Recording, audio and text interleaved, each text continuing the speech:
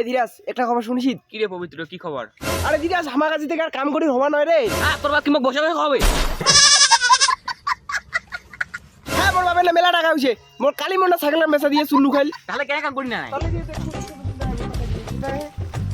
তুই কি জানিস টিকটকার নতুন করে ফিরবে আসবে হচ্ছে? টিকটক হইছে তো মুই কি করিম রে, মুই নাচি বেরাম।